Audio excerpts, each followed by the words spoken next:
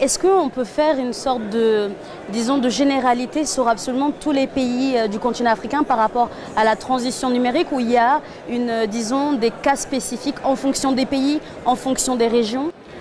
Alors la particularité du marché numérique, c'est qu'il est extrêmement fragmenté. On ne peut pas avoir un marché africain, on ne peut pas avoir un marché africain par pays, mais il faut plutôt essayer de classifier ces secteurs d'activité par niveau de maturité. C'est ça la difficulté aujourd'hui dans notre environnement. Mais est-ce qu'il y a des points communs entre les pays africains par rapport à la transition numérique? Alors, on va retrouver des tendances. On va avoir une tendance forte qui est celle de l'Afrique de l'Ouest aujourd'hui, qui est marquée par le fait que la population a adopté l'Internet.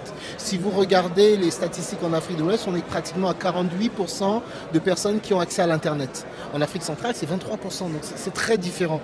Donc on va avoir cette tendance-là où les entreprises d'Afrique de l'Ouest qui travaillent sur le consumer, sur le grand public, vont vouloir une transition digitale pour adresser ce nouveau marché.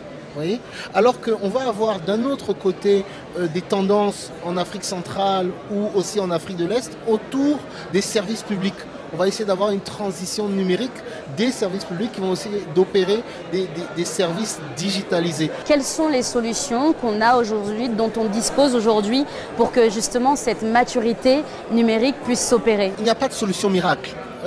Aujourd'hui, une maturité numérique, c'est un changement culturel, c'est un changement des hommes. La démographie est un gros avantage.